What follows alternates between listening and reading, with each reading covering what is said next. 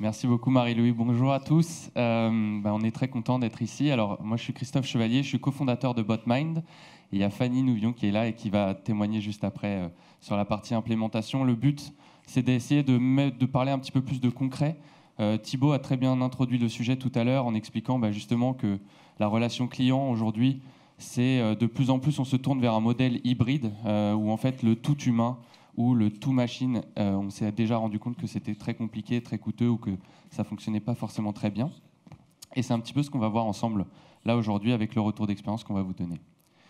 Le sujet, on le connaît un petit peu tous, je vais passer rapidement dessus, mais sur la relation client, il y a beaucoup de demandes qui sont très très récurrentes et c'est souvent un petit peu les mêmes. On a aussi cette problématique d'être capable d'identifier quel est le bon client, quel est parmi toutes les demandes qu'on reçoit à cette ère du conversationnel où les gens écrivent de plus en plus avec leur marque, réussir à identifier parmi tous les tickets, toutes les demandes des clients qu'on reçoit, quelles sont celles qui sont les plus prioritaires, ça devient très très compliqué. Et justement, par rapport à ça, on en a parlé un petit peu tout à l'heure, il y a tout un écosystème de gens qui vont proposer des solutions de chatbot. Alors, je ne vais pas revenir dessus, vous les connaissez déjà très bien. Il y a des gens vers lesquels vous allez sous-traiter des propositions. Il y en a d'autres qui vont vous fournir des technologies. Nous, on appartient plutôt à la catégorie de ce qu'on appelle les bot builders. C'est des logiciels en SaaS qui permettent d'éditer des réponses automatisées. Alors, dans la relation client, j'en ai parlé un petit peu tout à l'heure. Le sujet, c'est que les chatbots classiques, ça ne fonctionne pas. Je ne sais pas si certains d'entre vous ici ont déjà implémenté un chatbot dans leurs entreprises. Je crois que tout à l'heure, il y en a certains d'entre vous qui l'avaient fait. Est-ce que certains ont déjà... est-ce que vous pouvez lever la main si vous avez déjà mis en place ce type d'initiative? OK. Pour ceux qui l'ont fait, je pense que vous avez eu un petit peu le même constat que nous au départ, c'est de se dire, en fait, c'est vrai que ça permet de réduire les coûts. On va réduire le nombre de demandes qu'on va recevoir. Par contre, la contrepartie, c'est qu'on ne va pas réussir à répondre à tous les agents, à toutes les questions de toutes les personnes qui sollicitent notre service client via ce chatbot.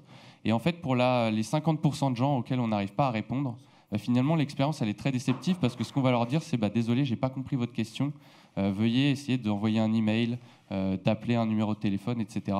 Et ça casse complètement l'expérience.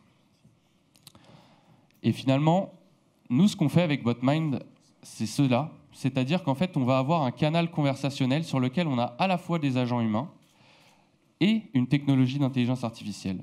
Et en fait, ça change tout du point de vue de l'utilisateur final, parce qu'en fait, ce qu'on va faire, nous, c'est qu'on va intervenir dans la conversation avec notre technologie que lorsqu'on est certain d'avoir compris la demande du client. Donc finalement, on va réussir à la fois à répondre à l'utilisateur de manière en temps réel lorsqu'on est certain d'avoir compris sa demande sur toutes les demandes très chronophages, très récurrentes. Et par contre, lorsqu'on n'est pas certain d'avoir compris ou que c'est une demande qui nécessite du jugement, de l'empathie, comme vous le disiez tout à l'heure, finalement, ce qu'on va faire à ce moment-là, c'est qu'on va rediriger vers les agents qui sont le plus à même de répondre à cette question. Et il y a un deuxième bénéfice que je voulais présenter par rapport à ça, avant que Fanny puisse un petit peu expliquer comment ça fonctionne et son retour d'expérience, elle, au quotidien. C'est qu'en fait, avec les chatbots classiques, ce qu'on a constaté, c'est que quand on met en face de nos utilisateurs, de nos clients, une seule interface dans laquelle il n'y a qu'une seule machine, on est obligé de prévoir des dizaines, voire des centaines de cas de réponses en amont. Et quand on a cette approche-là, finalement, ce qu'on est capable de faire, c'est de se dire, on peut commencer, nous, ce qu'on fait avec nos clients, généralement, on commence par automatiser une ou deux réponses, parce qu'on sait que de toute façon, il y a des humains sur le même canal. Donc en fait, on va prendre les 2-3 questions qui reviennent le plus fréquemment, et on va commencer à les automatiser, puis petit à petit, on va incrémenter cette liste. Et on a un apprentissage qui est très progressif, et ça nous permet déjà de mettre en place des choses et de tester avant de se... Donc la mise en place est beaucoup plus rapide. Ça prend quelques semaines, quelques jours, tout au plus, pour réussir à commencer à automatiser des réponses dans cette approche hybride, plutôt que de prévoir des dizaines et des dizaines de questions en amont. Alors maintenant, je vais laisser un petit peu Fanny vous expliquer un petit peu comment elle utilise BotMind au quotidien. Bonjour, du coup je travaille chez FID en service client, donc je suis une agent opérationnelle. Je suis justement une des personnes qui est derrière le bot. Donc il y a plusieurs aspects qu'on a remarqués depuis qu'on travaille avec BotMind. Ça va notamment être la diminution de tout ce qui est les tickets chronophages, donc toutes les demandes les plus récurrentes. Chez nous, en tout cas chez FID, ça va beaucoup être de l'avant-vente. du conseil d'utilisation très basique, type comment se consomment vos produits, chaud, froid, où est-ce que je peux trouver vos produits dans un département spécifique. Donc sur ça, on va vraiment avoir une réponse du bot qui va être immédiate, il va le prendre en charge de suite, il va apporter une réponse très simple au client. Et nous, de ce fait, ça va permettre aux agents humains de vraiment se concentrer sur des demandes qualitatives, sur des demandes particulières qui sortent un peu du commun, des réclamations où on doit vraiment personnaliser la réponse. Donc ça, c'est déjà un gros avantage que je vois avec Botmine. Un autre aspect qui s'en rapproche un petit peu, ça va être la régularisation du flux entrant. Donc nous, ce sera sur le chat, évidemment, où on va avoir en fait la première prise de contact qui va être prise en charge par le bot. C'est-à-dire, très simplement, un client va ouvrir le chat, va dire bonjour. Le chat le prend en charge directement. Donc dans la seconde, il va répondre au client en disant bonjour, en quoi puis-je vous aider ? Nous, à côté de ça, ça va nous laisser le temps en fait, de finir les derniers tickets qu'on avait à traiter, les derniers chats qu'on avait en attente. Et pendant ce temps, le client est quand même pris en charge par le bot. Donc soit le client par la suite pose une question où le bot est capable d'y répondre, soit il va nous le réassigner directement et dans ces cas-là, nous, on va prendre la main dessus. Mais c'est vrai que ça va être quelques secondes, voire quelques minutes de gagner, où d'un côté, nous, ça va nous permettre de finir quelques tickets, et d'un autre côté, le client a vraiment été pris en charge directement par le bot. Donc on ne va pas le perdre, tout simplement, et il ne va pas attendre longtemps qu'un agent humain le prenne en charge. D'autre part, avec le bot, le gros intérêt, c'est aussi de pouvoir le laisser ouvert 24 heures sur 24 et 7 jours sur 7. Donc ça, c'est un axe de développement qu'on va faire assez rapidement, je l'espère, avec Botmine. Effectivement, donc, nous, on est une start-up. On n'a pas nécessairement les moyens d'avoir des agents humains qui soient disponibles en soirée ou durant les week-ends ou durant les jours fériés, d'ailleurs. Et de ce fait, nous, on va vraiment chercher à automatiser un maximum de réponses, des réponses simples, mais un maximum de réponses avec le bot pour que, justement, nos prospects aient un interlocuteur direct sur le site. Dès qu'ils ont besoin de trouver une information, il y aura quelqu'un pour eux, bon, là, en l'occurrence, quelque chose, le bot. Mais ça, c'est vraiment un intérêt qui est énorme pour nous. Et enfin, un autre outil que je vais utiliser avec Botmine, donc je ne sais pas si ça va être courant pour tous vos clients, mais ça me permet aussi au quotidien, quand je fais de l'apprentissage au niveau du bot, je vais pouvoir voir vraiment au quotidien quelles sont les demandes les plus récurrentes de nos clients. Ça va me permettre de faire deux choses. Ça va tout simplement déjà, dans un premier temps, me dire qu'il est important de créer une réponse par ce bot pour que ces demandes-là soient traitées très rapidement. Et ça va aussi nous permettre, en tant qu'entreprise, de pouvoir cibler les informations qui ne sont peut-être pas assez accessibles sur le site ou pas accessibles sur l'étiquette d'un produit, par exemple.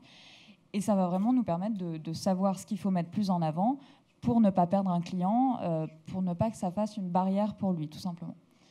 Donc voilà, donc moi ça fait quelques mois en tout cas que je travaille avec Botmine et j'en suis vraiment satisfaite. Et puis il y a beaucoup de choses qu'on peut développer encore, donc voilà. Merci beaucoup Fanny. Merci beaucoup Fanny. Il y a quelques points dont on n'a pas beaucoup parlé. Globalement, nous c'était vraiment important pour nous aussi de parler un peu de ce témoignage des agents, parce qu'on entend beaucoup parler de la réduction des coûts, de l'augmentation de la satisfaction client en temps réel. Et il y a une métrique qui est un petit peu plus complexe finalement à mesurer, et d'ailleurs nous on n'y arrive pas très bien non plus. Mais en fait c'est aussi d'être capable de mesurer aussi la satisfaction des agents de relations clients au quotidien, parce que c'est vrai, quand on se concentre sur des tâches à plus forte valeur ajoutée, son quotidien, le boulot au jour le jour, il devient de plus en plus intéressant. On nous retire un petit peu une épine du pied en ne répondant plus aux demandes qui sont les plus chronophages, avec le moins d'intérêt, etc. Et moi, pour l'avoir fait par le passé aussi, c'était une des raisons pour lesquelles on a monté Botmine, c'est aussi de se dire, il y a des gens au quotidien qui vont avoir une relation, qui vont pouvoir se concentrer sur des choses à plus forte valeur ajoutée dans la communication avec leurs clients. Et pour terminer, je pense qu'on a un petit slide qui essaye de résumer un petit peu tout ce qu'on s'est dit depuis tout à l'heure, qui est celui-ci. C'est, encore une fois, l'idée n'est pas de se dire on va remplacer l'homme par la machine. C'est vraiment de se dire comment est-ce qu'on arrive à avoir une approche ingénieuse pour combiner les deux.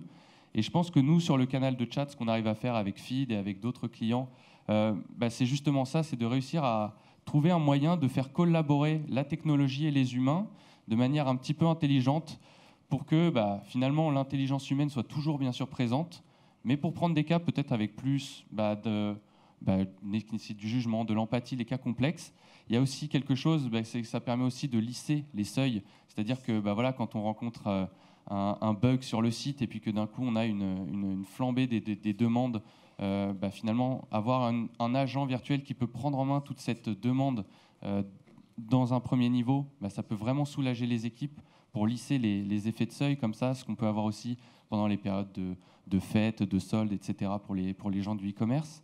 Donc voilà, l'idée c'est vraiment de réussir à lisser la charge pour conserver du coup les équipes sur des tâches à plus forte valeur ajoutée. Et ce qu'on disait un petit peu tout à l'heure avec Fanny, nous en fait, à partir du moment où on commence à vraiment réussir à entraîner le bot, lorsqu'il devient très bon pour comprendre les demandes des utilisateurs, des clients, on est capable ensuite de le mettre potentiellement en autonomie la nuit et en dehors des heures ouvrées de travail. Parce que les utilisateurs, eux, lorsqu'on arrive à leur répondre, ils sont ravis de se dire c'est génial, j'ai une réponse en temps réel.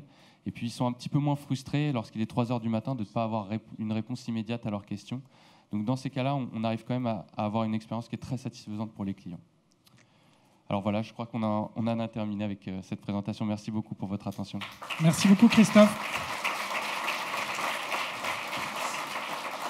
Après notre start-up bien française Made in Station F, on va accueillir une deuxième start-up qui s'appelle Autosystem, qui a été introduite auprès de notre réseau par Eloquent, puisque Eloquent les accompagne sur le marché français. Du coup, tu as 10 minutes. Je ne vais pas te présenter parce que du coup, je taperai dans ton capital de temps. Mais voilà, l'idée est de pouvoir s'orienter sur la voix et l'étude des émotions de leur intensité. Merci. Est-ce que vous m'entendez si je parle ici ? Oui. Ok, très bien. Déjà, je suis ravi d'être ici. Nicolas, je suis cofondateur et directeur de la technologie chez Auto. Auto est une spin-off de SRI International dans la Silicon Valley, donc le labo de recherche qui a fait notamment Siri et qui se spécialise dans l'analyse de la voix. Une start-up établie à San Francisco, New York et maintenant à Zurich, où je suis moi-même établi. Et juste avant de commencer, je vais vous faire une confidence. C'est la toute première fois depuis au moins 10 ans que je fais une intervention en français. Donc je suis un tout petit peu nerveux. J'ai développé une spécialisation en franglais que je parle très couramment. Mais Frédéric a proposé très gentiment de faire une traduction en français si nécessaire. Voilà. Donc pauvre Geoffroy, Auto se concentre. Pardon ? Non, je disais pauvre Geoffroy qui lui va faire la traduction de Frédéric qui va traduire ton franglais. Courage. Mais on va y arriver. Donc Auto se concentre sur permettre aux machines de comprendre le langage parlé avec une nouvelle profondeur, en interprétant notamment l'intonation. Et plus généralement, parce qu'on parlait d'empathie et de collaboration homme-machine, d'augmenter l'intelligence et l'empathie humaine grâce à l'intelligence artificielle. Pour revenir à la voix, actuellement, la compréhension de la voix, du langage parlé en général par les machines, se base sur les mots. Donc on a un pipeline qui comprend une partie de reconnaissance vocale, ce qu'on appelle speech to text, et ensuite de traitement automatique du langage, NLP. Et ça nous permet d'arriver à une compréhension au moins basique des sentiments, des catégories ou sujets, etc. Et puis du script, notamment dans la relation client. Un gros problème avec cette approche, c'est qu'elle ne donne pas la différence, par exemple, entre bonjour et bonjour. Vous voyez, c'est simplement un seul token bonjour. Et c'est quelque chose que je vois comme une perte fondamentale d'information dans cet espace très riche qui est le langage humain.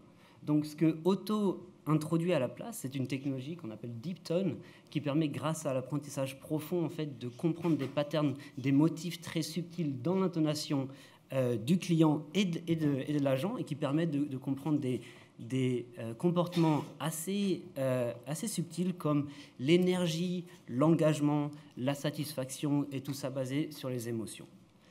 Il y a beaucoup de justifications, disons, scientifiques en psychologie comportementale aux travaux que nous faisons, notamment avec les travaux d'Albert Mehrabian, UCLA en Californie, qui a montré dans la deuxième moitié du XXe siècle que beaucoup de marqueurs comportementaux, comme l'engagement et la satisfaction, sont cachés dans l'intonation plutôt que dans les mots. Plus généralement, quand on parle de décision affective, si je vais aimer, apprécier une personne que je rencontre, si je vais la croire, si je vais si je vais acheter le produit ou le service que cette personne vend, en fait, c'est assez peu basé sur les mots que cette personne dit, mais plus sur son intonation et évidemment son langage non verbal, son body language.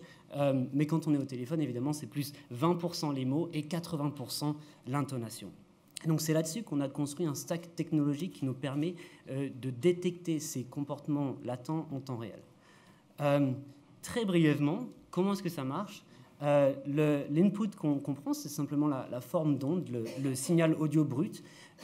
On analyse des patterns très, très fins, de l'ordre de la milliseconde, même du dixième de milliseconde, dans l'intonation, et sur lesquels on va appliquer des algorithmes d'apprentissage profond, donc machine learning, pour extraire des émotions de base comme la joie, l'excitation, la tristesse, la fatigue, etc., qu'on va ensuite hiérarchiser en comportements un petit peu plus révélateurs, comme l'engagement ou la satisfaction. Et ensuite, en dernière étape, on peut ajouter une transcription de la langue pour comprendre les mots eux-mêmes, les sujets qui amènent ces comportements ou qui sont liés à ces comportements. Donc, ce qu'on appelle la modélisation de catégories. Et ça ouvre le champ à des applications beaucoup plus larges que le NLP, donc le traitement automatique du langage, avec ce qu'on appelle ALP, le traitement acoustique du langage. Pour revenir à la relation client, ça permet évidemment d'aller au-delà des enquêtes de satisfaction classiques qui se concentrent sur 5, 10, 15%, vous savez ça mieux que moi, 15% des interactions, pour aller targeter 100% des interactions. Et pour chaque interaction, comprendre évidemment quels sont les passages positifs, les passages négatifs, et proposer une visualisation, une quantification en temps réel des facteurs qui amènent à cette négativité, positivité, frustration et évidemment NPS et consorts. Alors, on parlait de temps réel. Je voulais vous montrer une démo. On s'est rendu compte hier que le passage qu'on avait en français, on n'était pas autorisé à le partager. Mais Frédéric a proposé hier soir d'enregistrer une conversation et on en a fait une vidéo, donc une visualisation avec notre technologie. Comment est-ce que je fais pour... Ok. Juste derrière. Hop. Ah, c'est tout simplement d'accord. Ok. On n'a pas de son. Hop.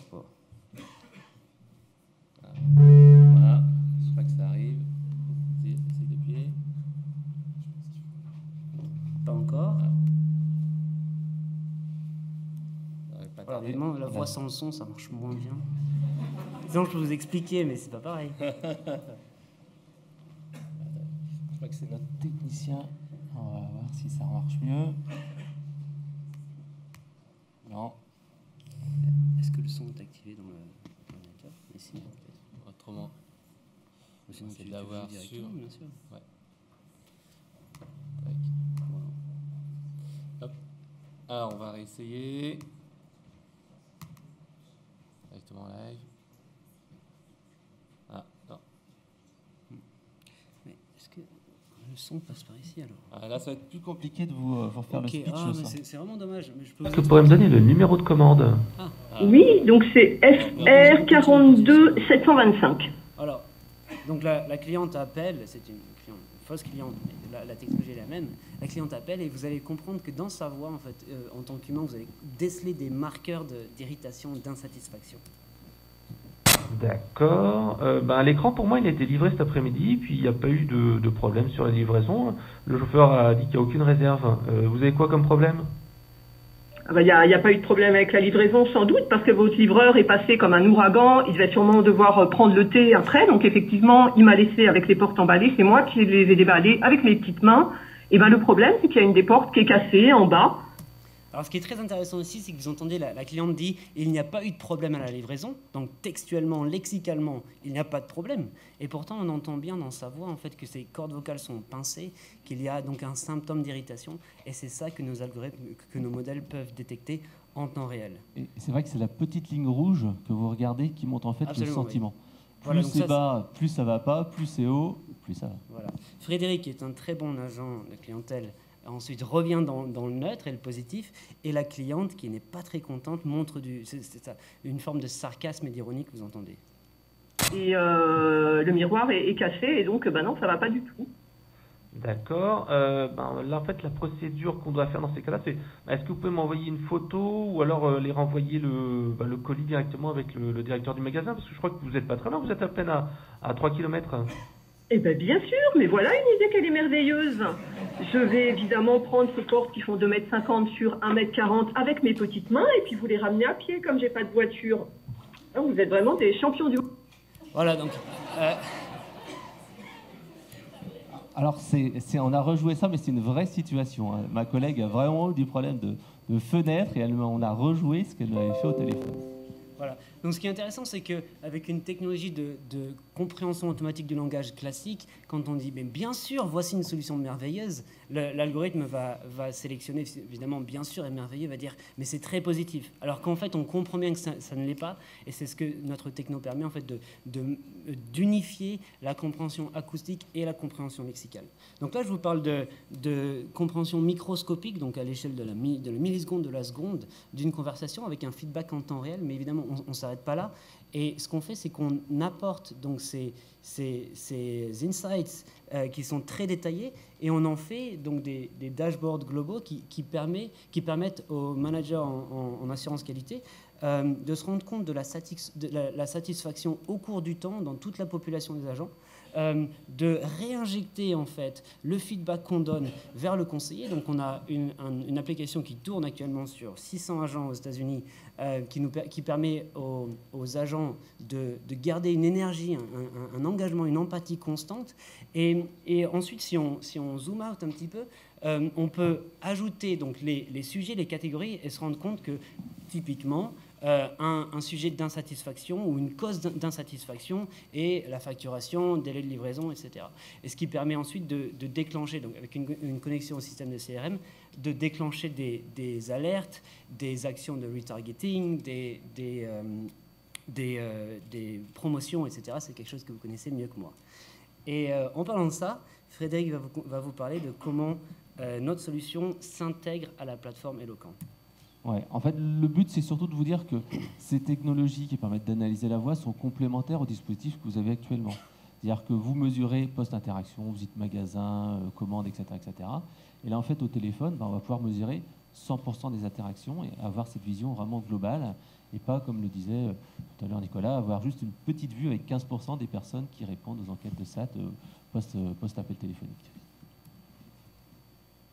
Alors là aussi, on voulait vous montrer aussi l'intérêt de pouvoir en fait analyser les moments de vérité.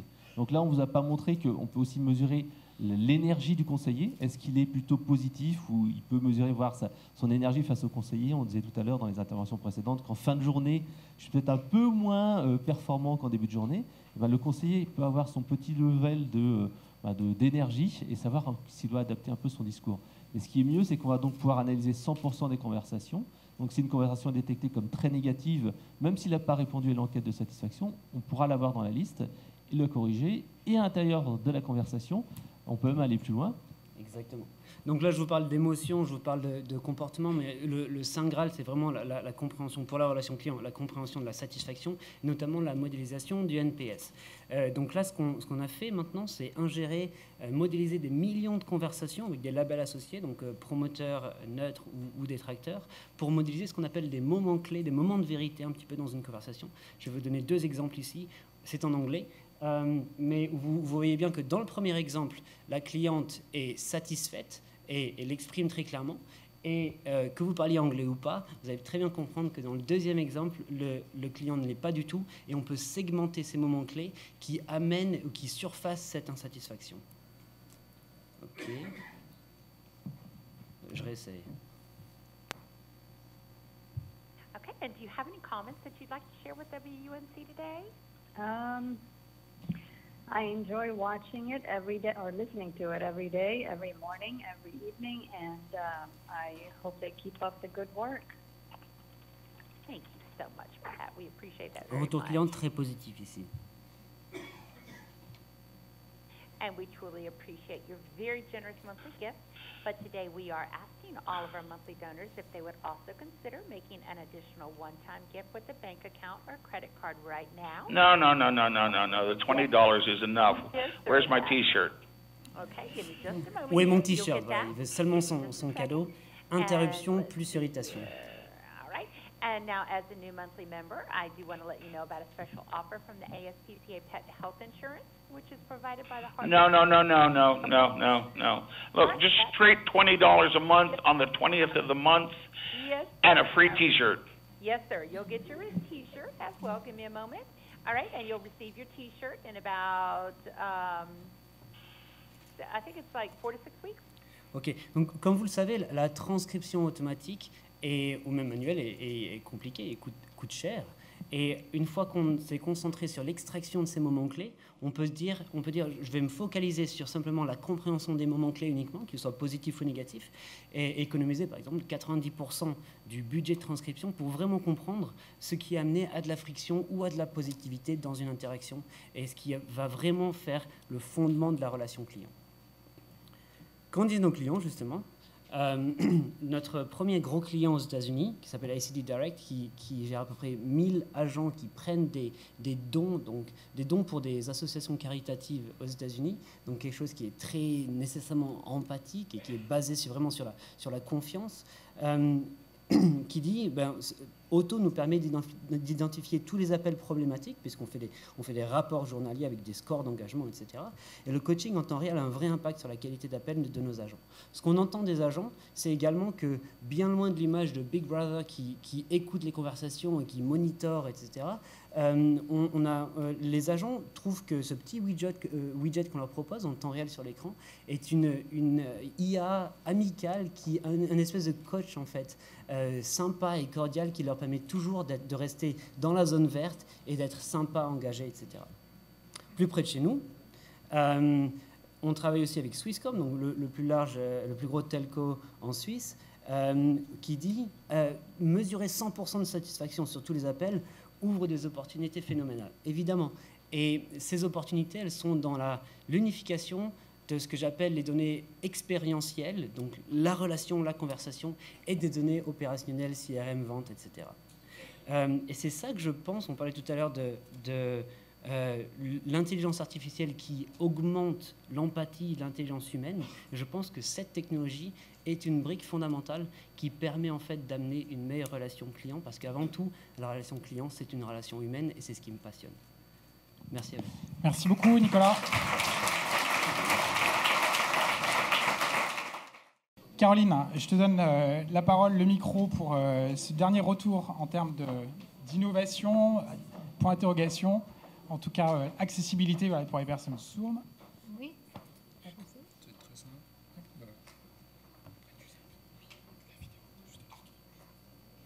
Bonjour à tous, je voudrais d'abord remercier et féliciter Sophie et Geoffroy, parce que c'est un exercice...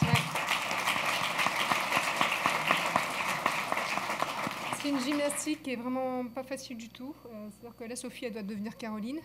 Et donc, je ne sais pas si Camille est encore là, mais là, entre l'analyse de l'expression, il faut qu'on ait la même toutes les deux. Et voilà, je vais commencer par vous diffuser une vidéo. Et puis après, je vous raconte la suite. Moi, il n'y a pas de son. Hein.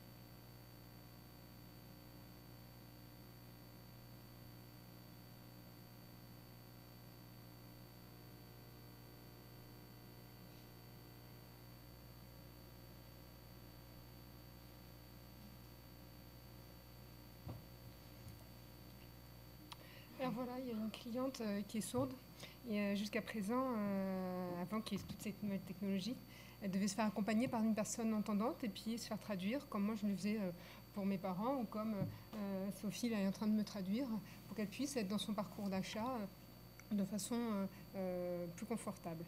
C'est la mission de Sourline aujourd'hui, c'est rendre accessible vos services clients aux personnes sourdes en utilisant la visio et le chat. Aujourd'hui, vous allez me dire, je comprends très bien qu'une personne sourde ne puisse pas m'appeler, ils ne peuvent pas appeler service client. C'est très bien, on a toutes ces nouvelles technologies, le chat, les chatbots, les formulaires, tout ce qu'il faut pour que la personne sourde soit autonome dans sa vie de tous les jours et dans sa démarche en tant que cliente. Mais ce que vous ne savez pas, c'est que les personnes sourdes ne sont pas confortables avec l'écrit. Et ce sont des personnes qui n'utilisent pas ou peu l'écrit. Donc aujourd'hui, on est en train de parler de technologies, des nouvelles technologies qui sont beaucoup basées sur, essentiellement basées sur l'écrit.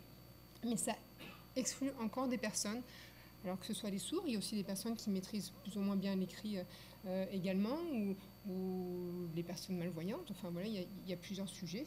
Donc aujourd'hui, c'est vraiment un petit peu vous dire... Oui, c'est super.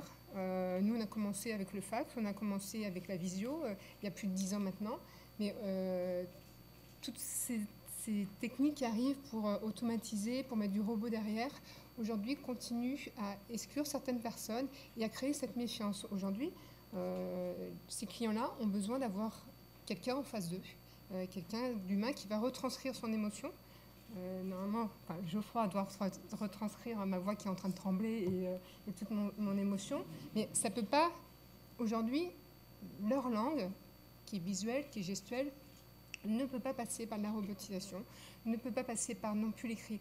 Vous parliez on se sert des mots ou d'intonation, il n'y a pas de mots, il n'y a pas d'intonation. Donc mon intonation, ça va être mon expression du visage, ça va être mes mains, ça va ce que notre corps, notre expression va dégager. Donc aujourd'hui, comment transmettre ça, comment trouver des technologies pour pouvoir faire en sorte que mon émotion et ma relation soient claires.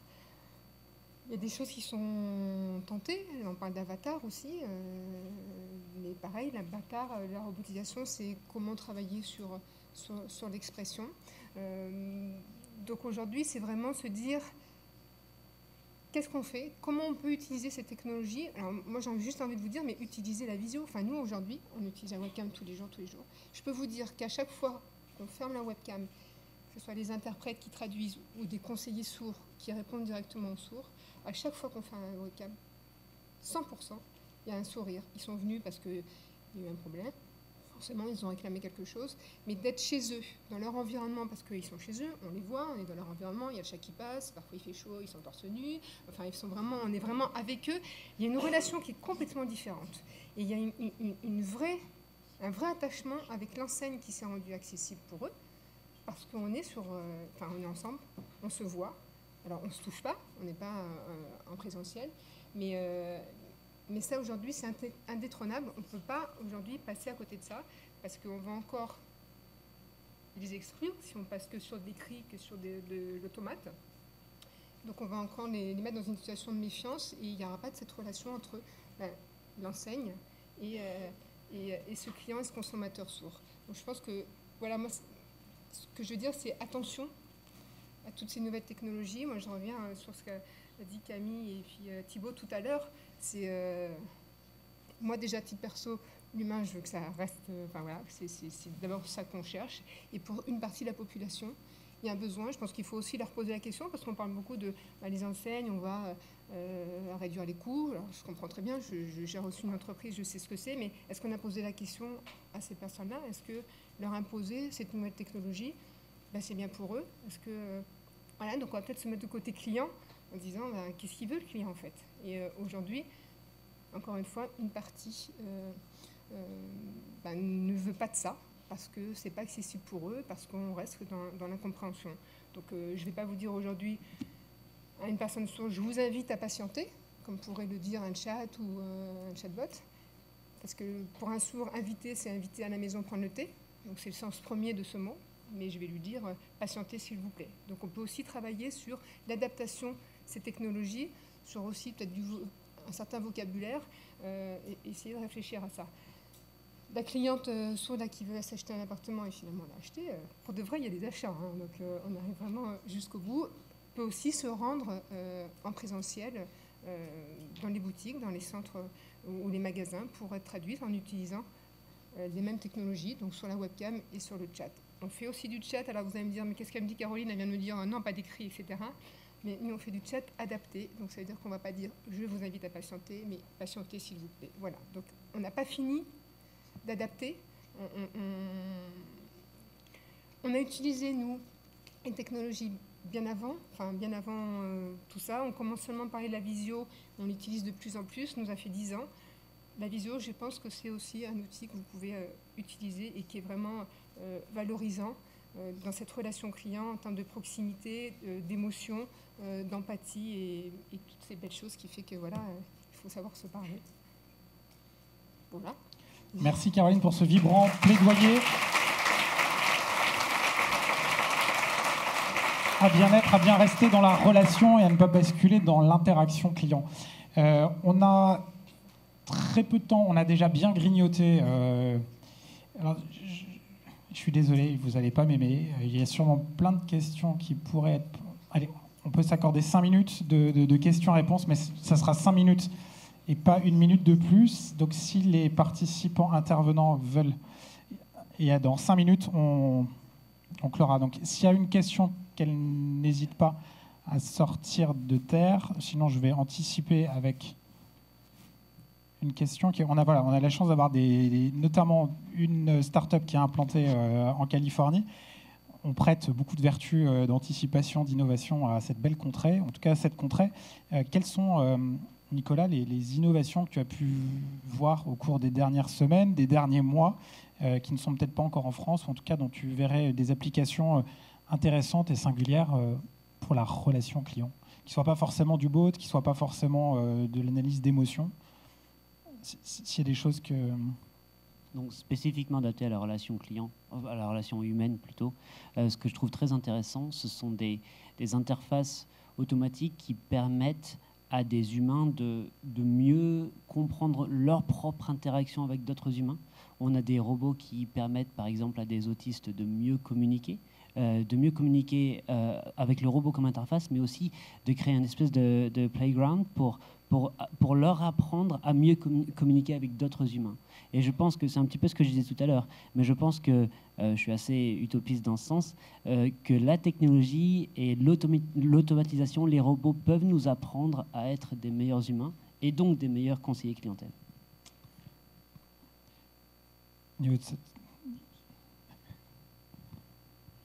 Marie-Louis, moi, pour revenir un petit peu là-dessus, il y a un autre sujet sur lequel nous, on ne travaille pas du tout et que je trouve assez intéressant dans l'expérience client, sur lequel travaillent notamment des startups qui sont avec nous dans le programme de Zendesk à Station F, qui est aussi toute la partie où on va récupérer, extraire le feedback des retours des clients pour ensuite les réintégrer dans les roadmaps produits. Donc, en fait, l'idée, c'est plutôt d'essayer de ne pas laisser se perdre les retours des clients et plutôt que d'essayer à chaque fois d'être en support et d'arriver en amont une fois que le problème est détecté. C'est essayer de récupérer au plus tôt, collecter et plutôt catégoriser tous ces retours pour ensuite pouvoir réimplémenter ça dans le site, dans le produit, dans l'application.